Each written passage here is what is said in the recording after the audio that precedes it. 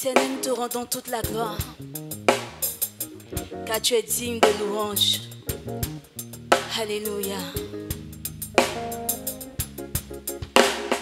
Aïe, aïe, aïe, aïe, aïe, aïe, aïe, aïe, aïe, aïe, aïe, aïe, aïe, aïe, aïe,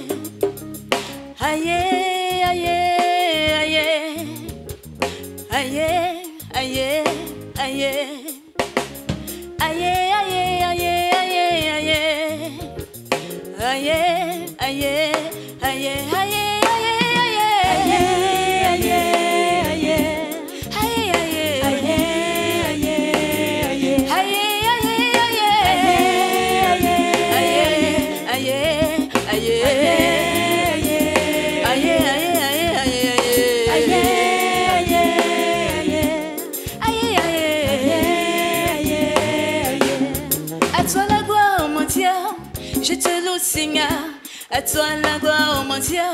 Je te loue Papa, à toi la gloire, oh mon Dieu. Je te loue Nyamia, à toi la gloire, oh mon Dieu. Je te loue Yahweh, à toi la gloire, oh mon Dieu. Je te loue Papa, à toi la gloire, oh mon Dieu. Je te loue Seigneur, à toi la gloire, oh mon Dieu. Je te loue Yego, à toi la gloire, oh mon Dieu. Je te loue Nyamia, loué, loué.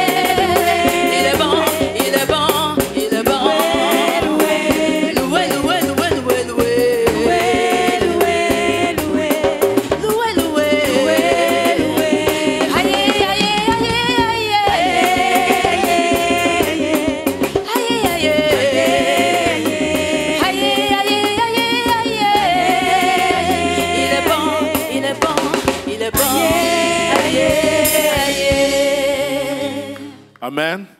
Amen. Je vous salue encore dans le puissant et précieux nom de Jésus-Christ. Que sa grâce soit à notre partage. Nous sommes encore dans la présence de notre Dieu ce matin.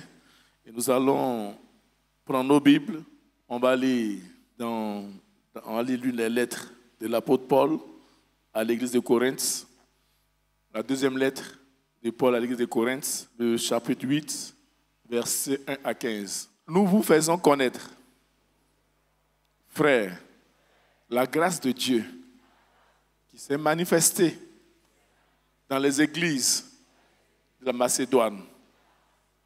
Au milieu de beaucoup de tribulations qui les ont éprouvées, leur joie débordante et leur pauvreté profonde ont produit avec abondance de riches libéralités de leur part.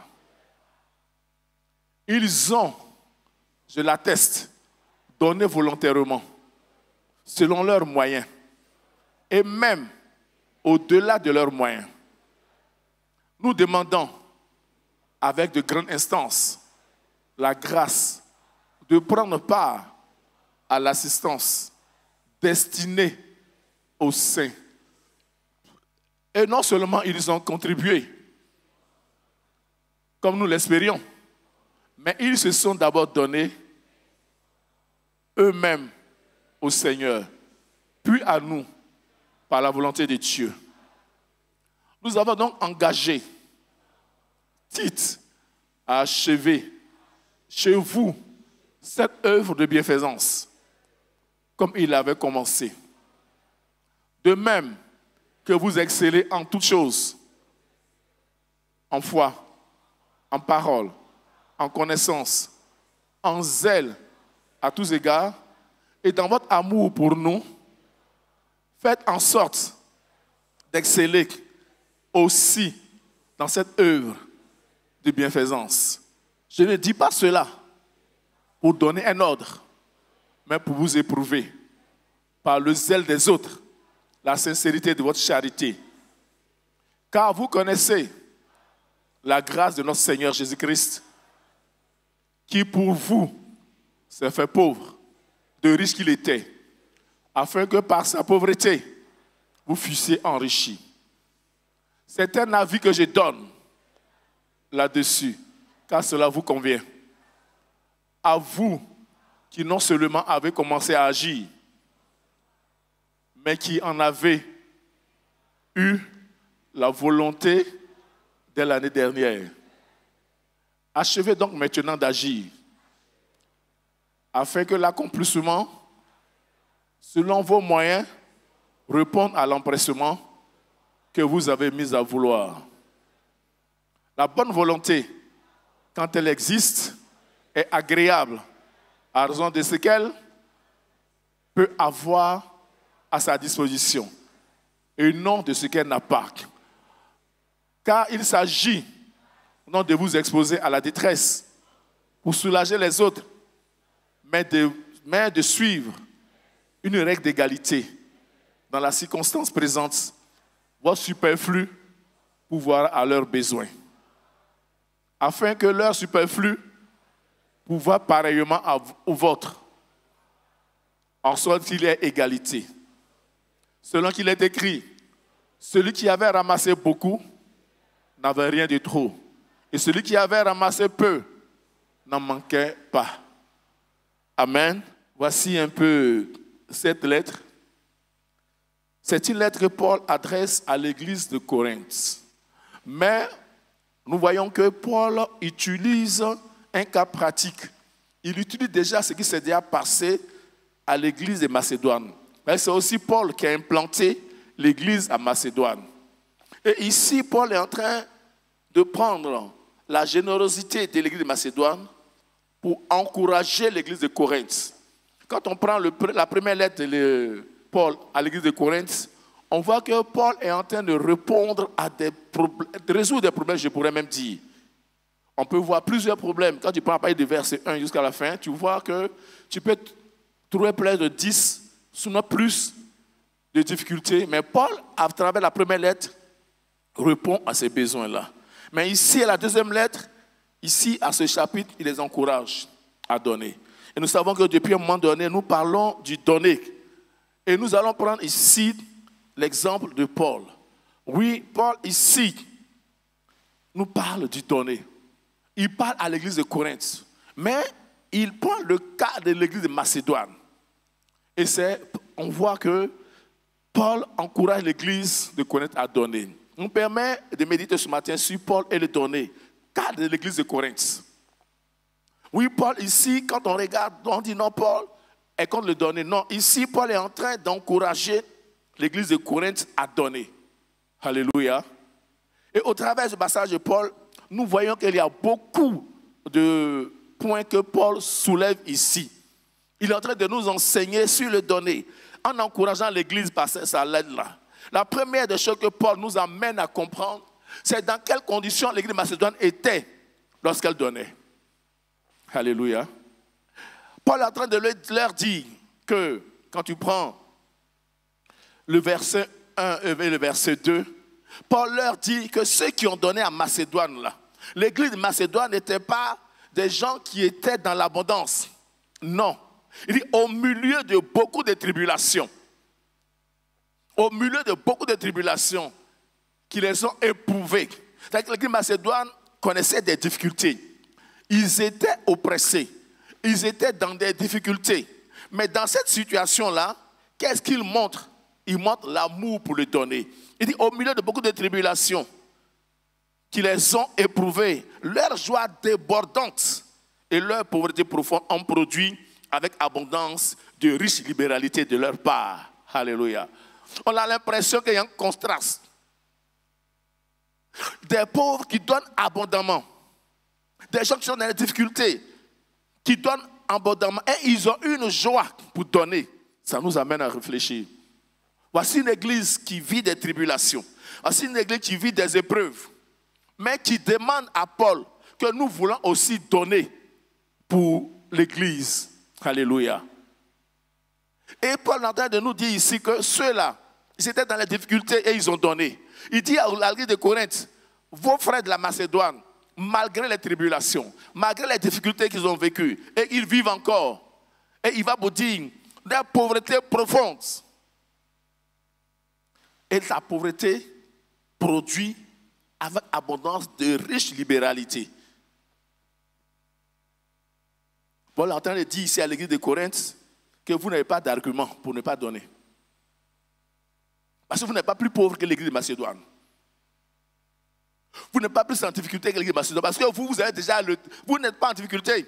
Parce que vous avez le temps de discuter des positions théologiques. Vous avez le temps de dire femme prêche pas. Vous avez le temps de dire non, les dons spirituels sur cela. Si vous avez toute cette liberté-là, et vous n'arrivez pas à donner, malgré cela, ceux qui sont en difficulté, ils n'arrivent pas à pouvoir avoir un temps propice pour prier. Ils cherchent une opportunité pour donner, malgré les difficultés, malgré les pauvretés. Donc, vous n'avez pas d'argument. Je vous encourage à donner. Oui, Paul s'appuie sur l'église de Macédoine pour encourager les Corinthiens, pour encourager l'église du Seigneur à donner. Et quand tu vois l'histoire de l'église de Macédoine, tu poses la question, est-ce que tu es plus pauvre que l'église de Macédoine? Malgré les pauvretés. Parce que la Bible dit, pauvreté profonde. Ils ne sont pas pauvres seulement, hein, mais la pauvreté est profonde. Mais dans cette situation-là, ils ont une abondance de libéralité. Alléluia. Et ça nous amène à réfléchir, nous. Et quand on parle d'épreuves, on parle de tribulations, voici, on peut quand même trouver des synonymes. Adversité, épreuve, difficulté, entre guillemets, souffrance. Mais c'est dans cette situation-là, ils ont il dit quand même, il dit, pauvreté profonde, on produit avec abondance de riches libéralités. La pauvreté qui produit la libéralité. Nous voyons un contraste, mais c'est ça l'amour de l'œuvre du Seigneur. Ils n'ont pas passé le temps à se plaindre, à se morfondre leur état.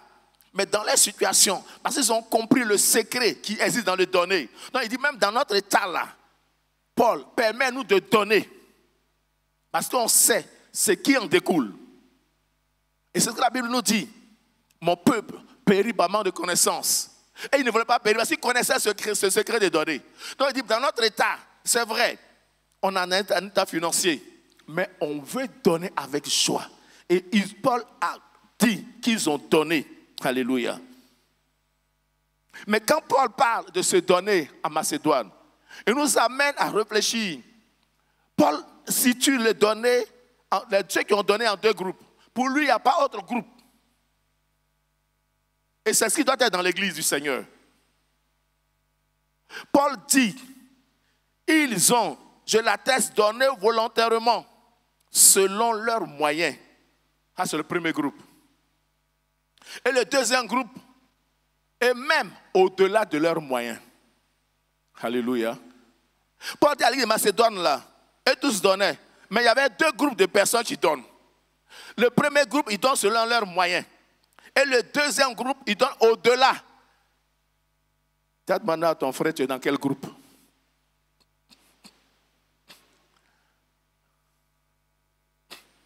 Aïe, tu as peur de demander.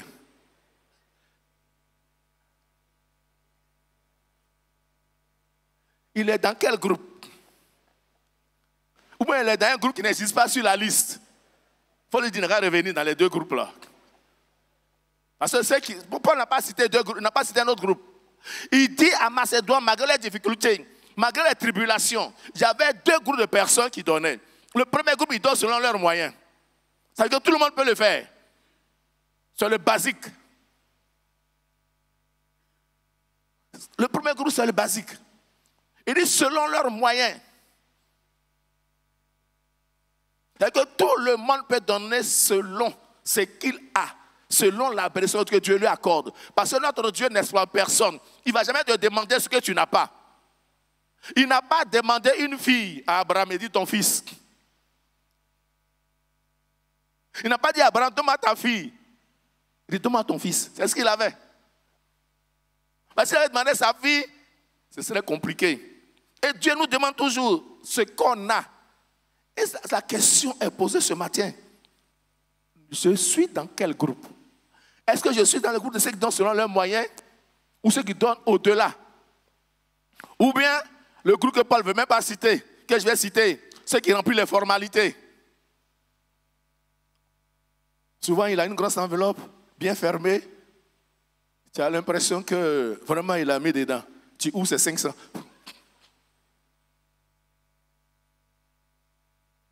Tu es dans quel groupe? Parce que Paul ici classe ceux qui contribuent à la vie financière de l'Église Macédoine en deux groupes. Ceux qui donnent selon leurs moyens. Parce que Paul est en train de nous dire que le minimum, le basique pour donner à l'Église, c'est selon tes moyens, c'est le basique. C'est-à-dire que si tu ne veux pas faire d'efforts, tu ne veux pas faire de sacrifices, le minimum, c'est selon tes moyens. Maintenant, ceux qui ont compris et qui veulent aller en eau profonde avec le Seigneur, Paul dit, et même au-delà de leurs moyens, et que c'est ceux-là même qui donnent. J'ai lu un auteur sur le donner qui disait, il a demandé une fois à son église, à un membre de son église, combien tu donnes comme offrande? Et il a dit, pasteur, sans difficulté, je peux donner 50 €. Le pasteur lui a dit, ah, c'est bien. Donc il faut donner difficulté 100 € maintenant. Je répète, il a dit que lui donne sans difficulté 50 €. Le pasteur lui a dit, c'est bien. Maintenant, à partir de dimanche, il faut donner avec difficulté 100 €. Ça veut dire que lui, il se limite selon ses moyens, il donne 50. Non, le pasteur l'amène à dire, il faut donner au-delà de tes moyens. Alléluia. Ça veut dire que quand il donne les 50 €, vraiment, il n'a pas fait de sacrifice, il n'a pas saigné, quoi, comme on dit communément chez nous les Ivoiriens. Il n'a pas saigné.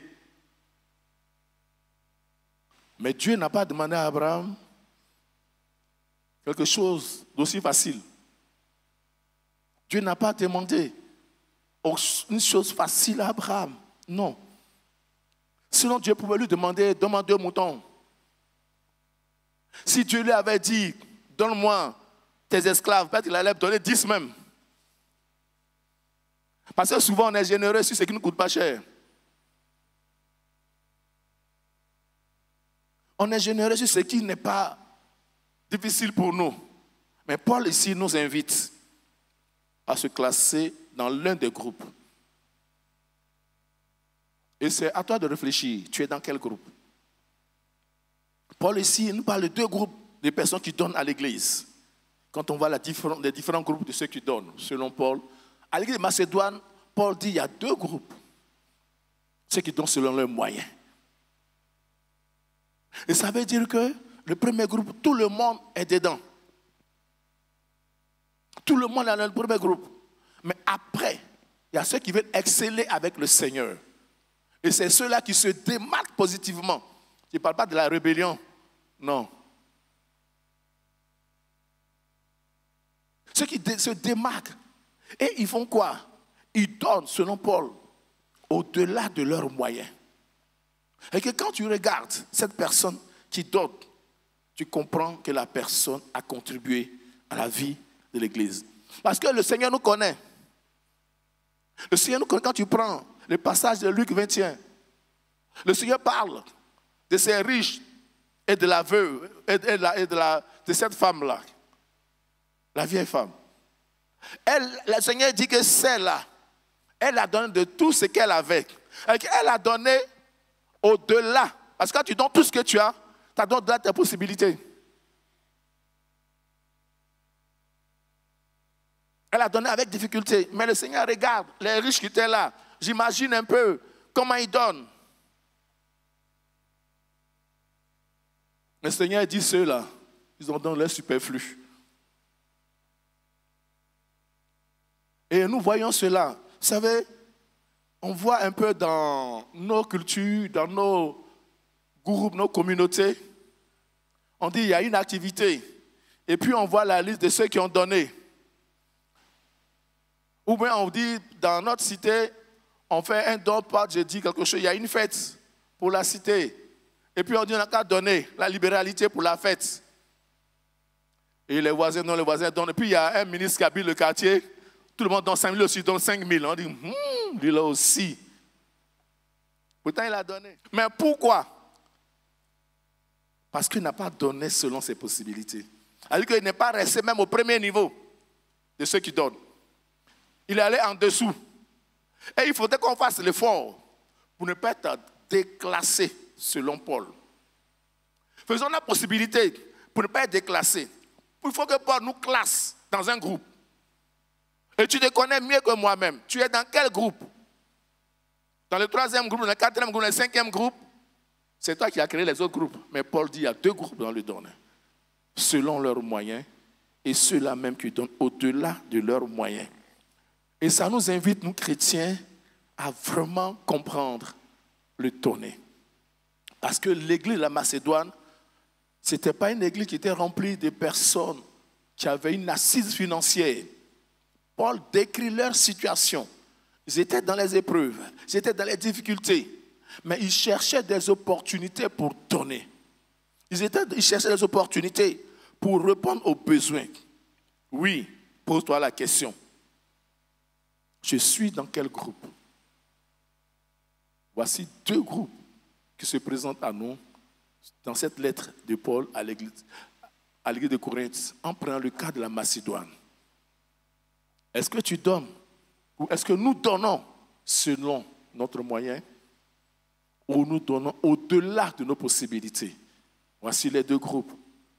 Si tu ne remplis pas ces 2 conditions, je vais vraiment t'inviter à te reclasser, à te recadrer et à corriger l'attitude. Parce que c'est à cela que Dieu nous appelle. Oui, le chrétien a une position face aux données. Quand tu es enfant de Dieu, parce que Dieu, quand on lit Jean 3,16, nous sommes le fruit du donné. Alléluia. Il dit car Dieu a tant aimé le monde qu'il a donné son Fils unique, afin que quiconque croit en lui ne périsse point, mais qu'il ait la vie éternelle. Dieu a tellement aimé qu'il a donné. Et que chaque chrétien, en acceptant le Seigneur, tu es le fruit du donné. Tu es la résultante du donné. Tu es la réponse du donné. Parce que Dieu nous a rachetés. Il a donné pour qu'on soit là. Toi qui es le fruit du donné, tu ne peux pas t'opposer au donné. Et Paul dit ici au verset 4, nous demandons avec grande instance la grâce de prendre part à l'assistance destinée aux saints. Nous demandons avec de grande instance la grâce de prendre part à l'assistance destinée aux saints. Paul ici est en train de parler de l'église de la Macédoine. Il supplie Paul même qu'ils veulent donner. Parce que Paul connaît leur situation. Paul connaît leur état. Paul connaît les difficultés qu'ils vivent. Mais malgré cela, ils disent à Paul, non, on ne veut pas rater cette opportunité-là. Parce qu'ils insistent, ils disent à Paul, on veut aussi donner. Alléluia. Voici une église qui a compris la puissance du donner. Malgré les difficultés qu'ils traversaient, malgré ces défis qui étaient en face d'eux, ils demandent à Paul qu'il veut donner. Il demande à Paul, avec une grande instance, il dit la grâce, pour eux c'est une grâce donnée. Pour eux c'est une opportunité de bénédiction. Pour eux c'est une clé dans le combat spirituel. Pour eux, c'est un chemin de la victoire. Donc, ils disent à Paul, ne nous fais pas rater cette bénédiction-là.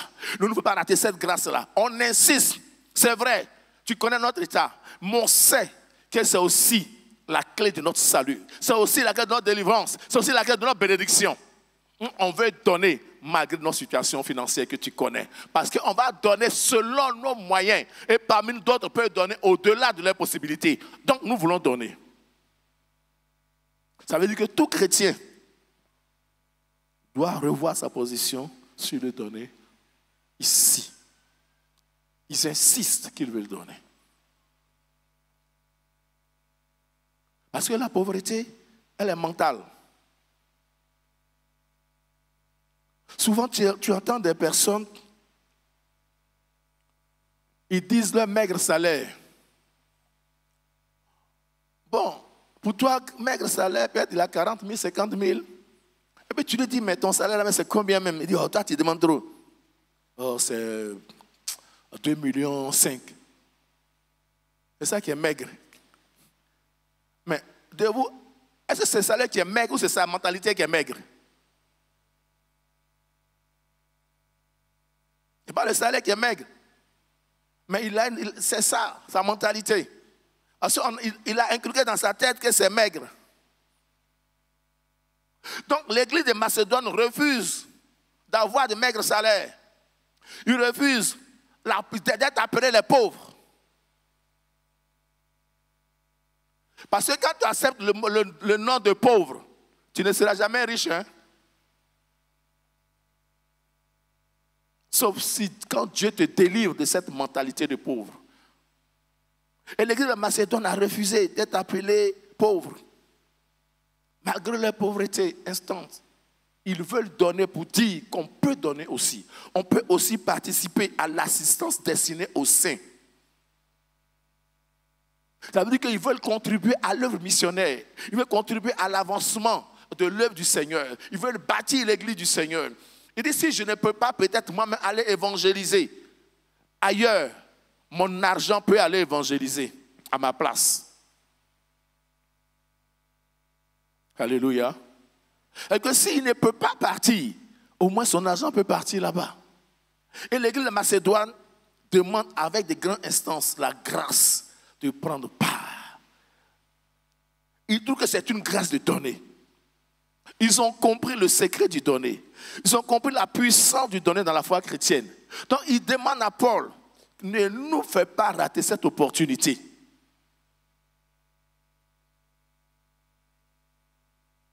Souvent, on voit cela qu'on dit, ah, il y a telle cotisation. Bon, ce qui est sûr, on regarde d'autres personnes.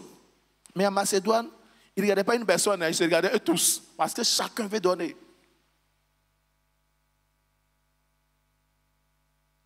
Quand on dit on doit faire un don, on regarde d'autres personnes. On regarde les autres. Mais pourtant, toi, tu peux donner selon tes moyens. Parce que Dieu ne te demandera jamais ce qu'il ne t'a pas donné.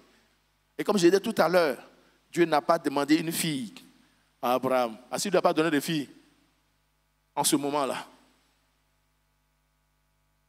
Dieu ne te demande pas ce qu'il ne t'a pas donné. Dieu te demande toujours ce qu'il t'a donné. Alléluia. Et c'est vraiment important. Parce que l'église de Macédoine, ils ont compris l'importance de la sémence. Ils ont compris l'importance de la sémence. Parce que vous savez, la sémence, c'est vraiment important. Quand tu regardes le principe, ce que tu as sémé là, tu vas récolter ça. C'est-à-dire que si tu as sémé du maïs, c'est ce que tu veux avoir, tu récoltes le maïs. Mais je vais amener l'église du Seigneur à comprendre que nous tous, nous pouvons donner. Parce que l'église ici de la Macédoine a demandé avec de grandes instances la grâce de prendre part à l'assistance destinée aux saints. Est-ce que nous arrivons à ce niveau-là? Est-ce que chrétiens que nous sommes, on insiste à contribuer à l'œuvre du Seigneur, à donner avec joie, à donner selon nos moyens et à donner au-delà de nos moyens? Parce que Paul nous classe dans deux groupes. Et si tu n'es pas dans l'un des groupes, je voulais t'inviter à te reclasser dans l'un de ces groupes-là. Parce que ici, Paul dit que le chrétien doit donner. Le chrétien doit donner. Parce que si tu n'aimes pas donner, tu ne peux pas recevoir. Et cela se voit, nous qui avons des cultures, des traditions agricoles. Si tu as récolté ton riz et tu as tout mangé, ne va pas au champ, tu ne vas pas récolter. Et si tu as eu le courage, la capacité, la volonté de garder le mauvais igname pour aller semer ça à la récolte, tu n'auras qu'une terre vide. Est-ce que c'est la terre qui est méchante? Non, c'est toi-même qui es le fruit de ton action. Nos parents, cultivateurs, agricoles, ne vont jamais prendre le mauvais grain pour aller s'aimer. Ils ne vont jamais prendre la mauvaise partie pour aller s'aimer. On le dit souvent, j'ai une fois vu une pancarte à Biguin ici, où on a écrit « La terre ne trahit jamais ». On dit « La terre ne trahit jamais ». La terre est fidèle, mais la terre n'aime pas la foutaise. Si tu te fous de la terre en mettant un yam pourri dedans, et la terre te regarde, il dit, je t'attends à la récolte. Il va te donner le résultat de ta semence. Et pour cela, conscient de cette fidélité de la terre, nos parents sélectionnent l'igname de qualité. Parce qu'ils s'attendent à un bon résultat. Alléluia. C'est ça aussi la foi. Ils s'attendent à un bon résultat. Parce qu'ils savent qu'ils vont récolter. Et c'est comme ça notre Seigneur Jésus est. Tu as sémé ce bon fruit, ce bon morceau d'igname. Sois rassuré, il ne trahit jamais. Il ne trahit jamais. Tu vas toujours donner. Et Paul continue pour dire, parce qu'il nous parle au verset 5. Il dit, et non seulement, ils ont contribué comme nous l'espérions, mais ils se sont d'abord dans eux-mêmes. Ce qui m'intéresse ici, Paul ils ont donné comme lui il l'espérait. C'est-à-dire qu'ils ont donné suffisamment. Est-ce que tu donnes comme Dieu espère? Il dit, et non seulement ils ont donné comme nous l'espérions.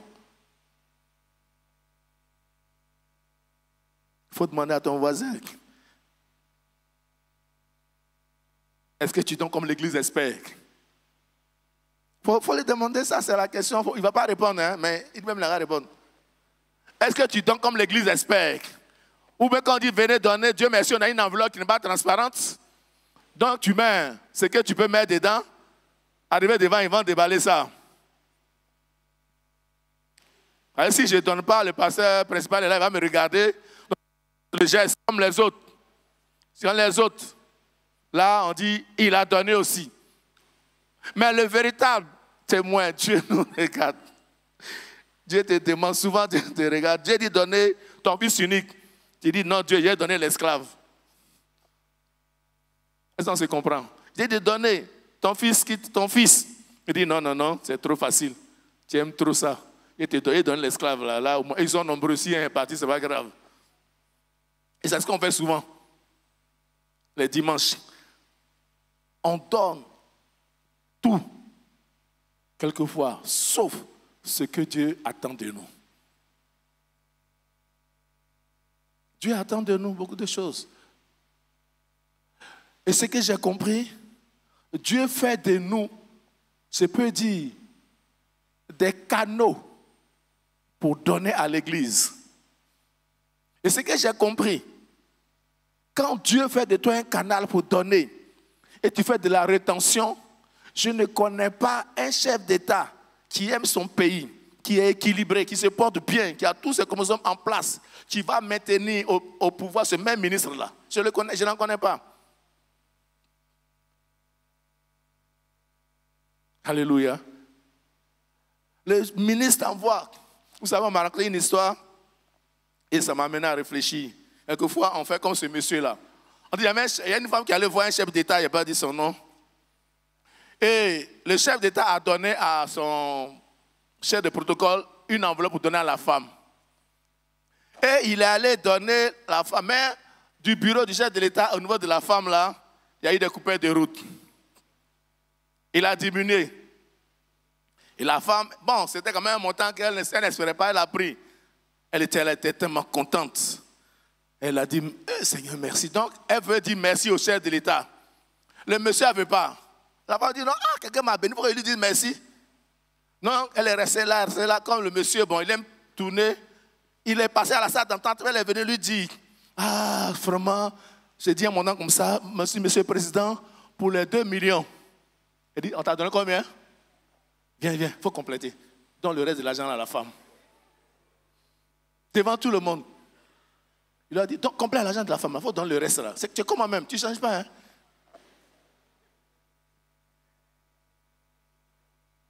Ceux qui suivent mon regard peuvent comprendre l'histoire. Elle a dit, il faut changer, tu ne changes pas.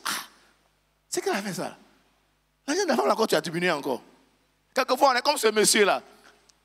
Alléluia. Dieu nous donne pour aller donner. Et puis on devient comme ce monsieur-là.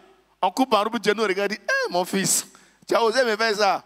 Et puis Dieu envoie une autre personne prochainement. Parce que Dieu, il est tellement un gentleman. Évitons d'être des coupeurs de route. Donne selon ta possibilité que Dieu a mis à ta disposition. Alléluia. Le monsieur, il a coupé en route. Heureusement, la femme allait dire merci. Et puis son argent a été complété.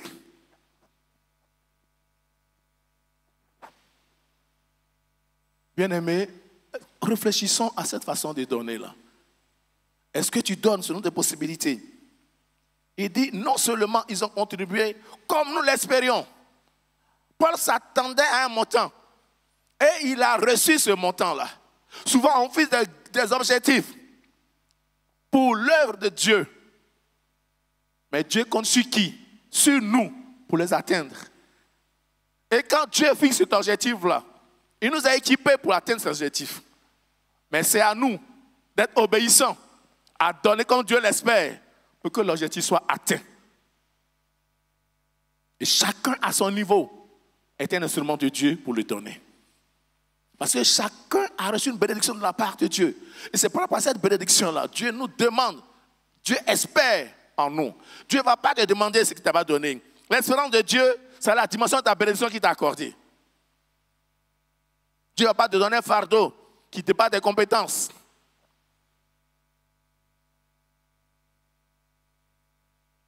Alléluia. Et Paul ici est en train de parler à l'église de Corinthe pour dire à Macédoine, ils ont donné comme nous l'espérions. Il est avec que Paul est en train d'exprimer sa joie ici par rapport à l'attitude donnée dans ces églises-là. Et c'est ce qu'il veut que cela se passe à Corinthe. Et c'est ce qu'il veut que cela se passe aussi pour les uns et les autres, pour nous en tant qu'enfants de Dieu. Est-ce que nous donnons comme Dieu espère?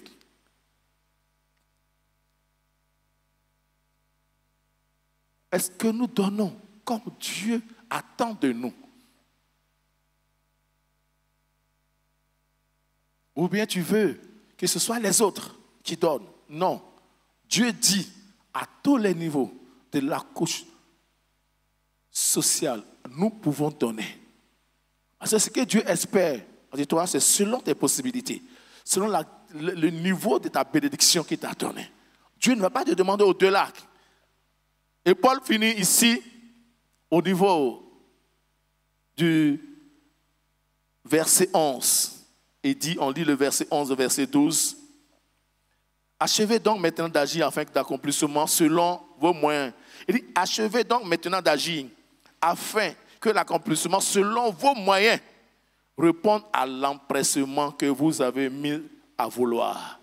Alléluia. Le verset 12, il dit, la bonne volonté, quand elle existe, est agréable en raison de ce qu'elle peut avoir à sa disposition. Alléluia. Il dit, la bonne volonté.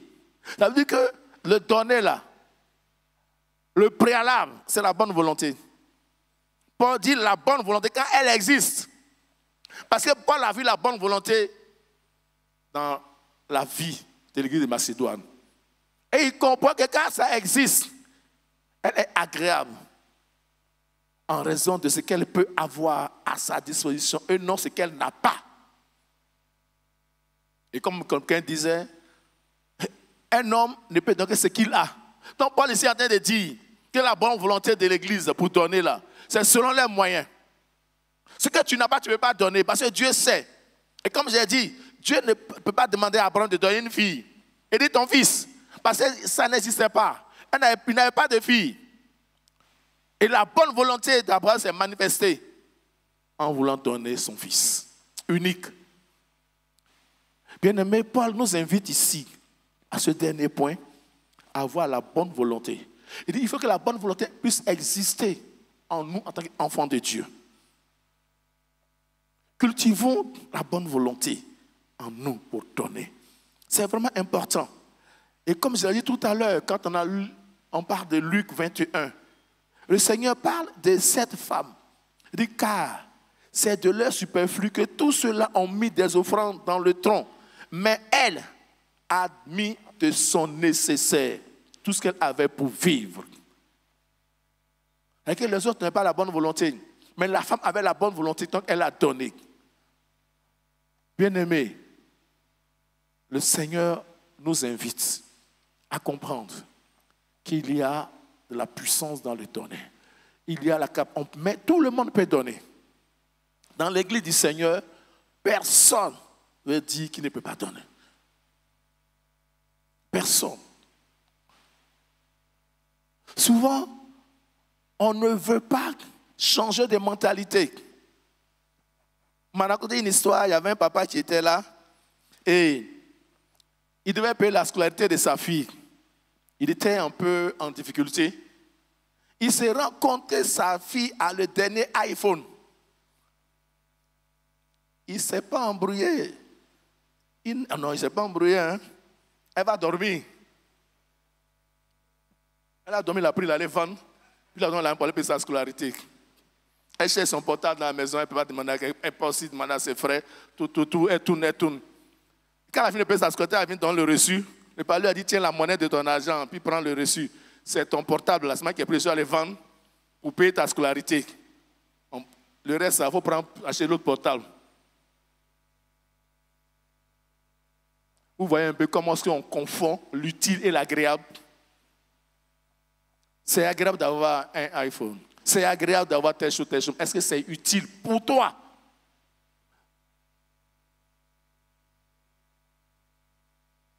Bien-aimé, quelquefois, on fait ce qu'on fait.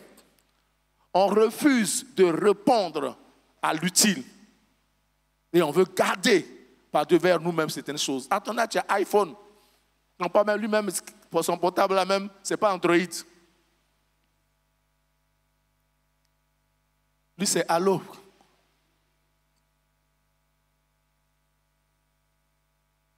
Mais toi, il ne sait pas où tu as levé l'argent pour acheter.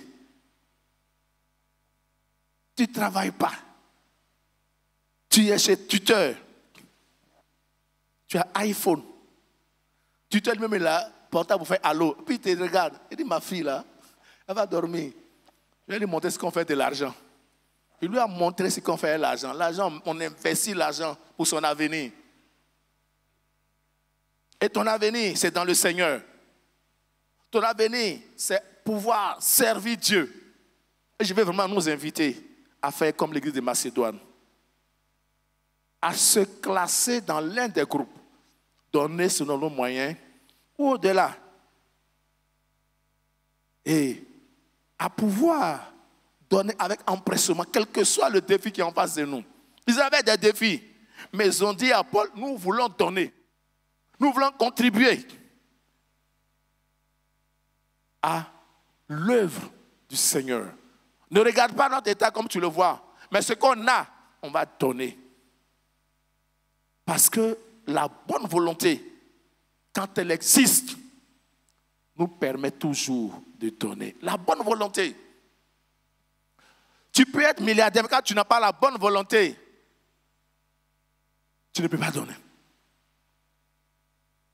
Tu ne peux pas donner. Tu ne peux pas donner.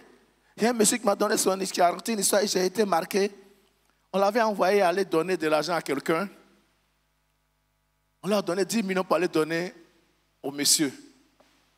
Il a payé, il est parti, hein, il a donné les 10 millions. Et le monsieur, dans les 10 millions, lui a donné 20 000 francs. Donc en retournant, il cause avec, il a trouvé un de ses amis à la porte. Il dit, ah, le monsieur là, j'ai transporté l'argent espèce. 10 millions, puis il me donne 20 000. Il exagère. Et puis il lui a dit, mais toi, il t'a donné 20 000. La fois passée, moi, il m'a donné 10 000. Toi, au moins, il a multiplié aujourd'hui. Ce n'est pas l'argent qui manque, mais c'est la volonté. C'est la volonté. Ce que j'ai compris, si nous allons dans une mine d'or et on n'aime pas ouvrir la main, tu vas retrouver la main fermée et vite. Parce que pour donner, il faut ouvrir. Pour recevoir, il faut ouvrir. Mais tu n'aimes pas donner. Non, tu attrapes dur ce que tu as. Et tu as ressorti la main fermée et tu as accusé le diable. Ce n'est pas le diable. Il dit la bonne volonté. Que Dieu nous bénisse. Que Dieu nous bénisse. Que Dieu nous bénisse.